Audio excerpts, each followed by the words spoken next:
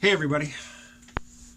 So, a theme I've been seeing on Twitter. And last night I was at a municipal meeting and they were talking about corona or the Wuhan virus or COVID-19, whatever you like to call it. I think they're calling it COVID-19 in the official pronouncements from the village and town government. And as this work doesn't require a lot of my brain. Basically, I just have to point the camera at whoever is speaking. And in some instances, I can just pull back to a wide shot and I don't have to do anything. So I have time to do stuff. And usually I read things on my phone while I'm filming these meetings. These meetings can be 2 and 3 hours long. And last night, I'm just reading Twitter and reading people's back of the envelope calculations about how coronavirus is going to kill us all, or it's going to bring industrial civilization crashing down, or at least it's going to overwhelm the medical system. And on that last one, I can well imagine that that is true. Why? Because for decades now, our healthcare system, so-called, it has been focused on denying care to people, to making care scarce so that it is expensive. This is a problem.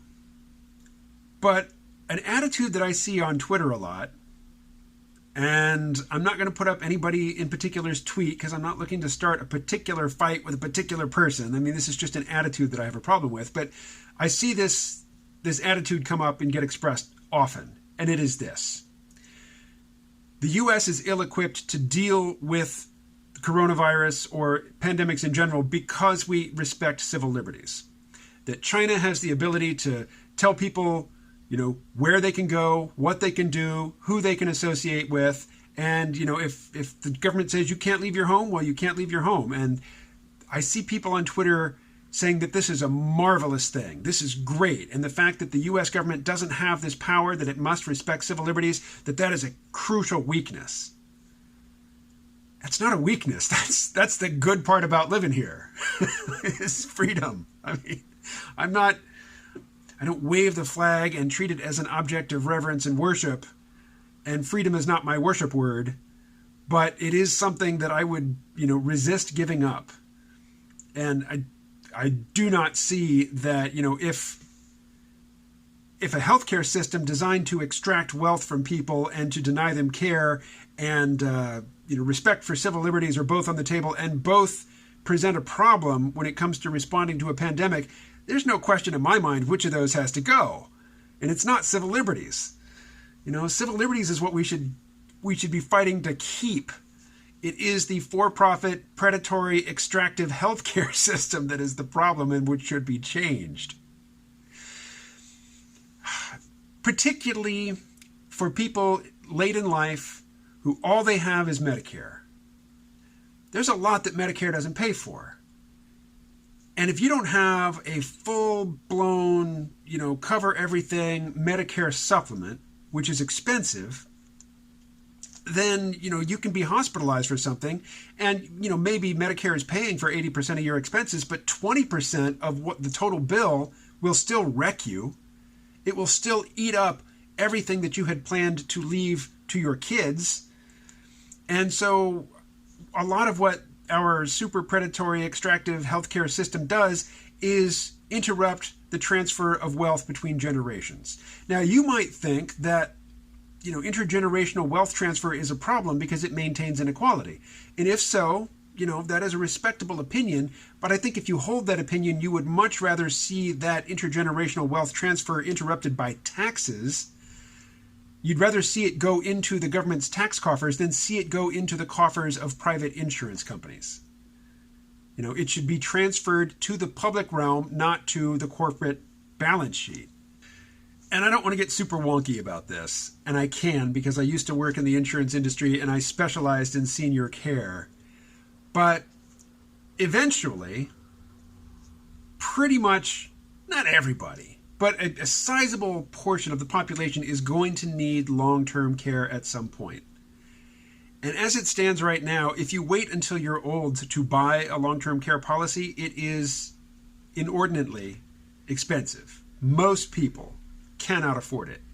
And yet, people who are skimping on groceries and medicine in their 20s, they can't even imagine, laying out money for a long-term care policy that they might not need for decades, and which if you, stop paying the premiums anytime before you need it, decades hence, the policy's gone and that money has just been wasted.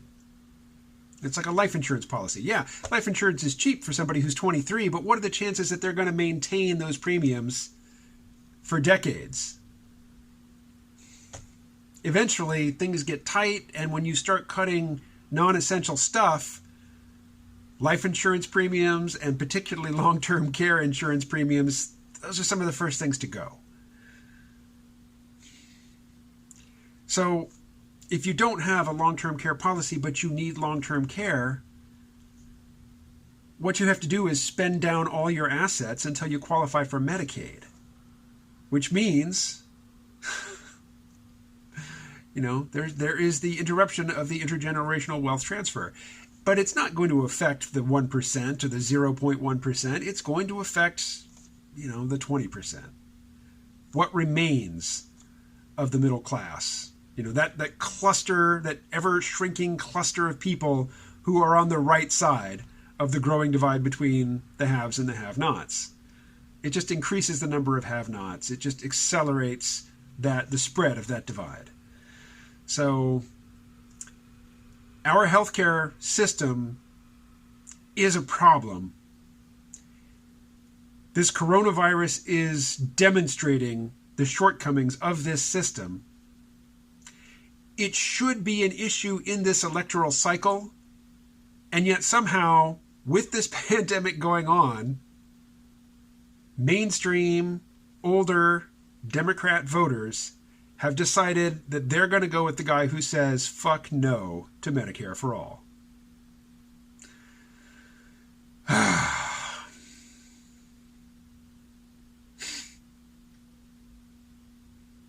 So there it is. I'll talk to you again later.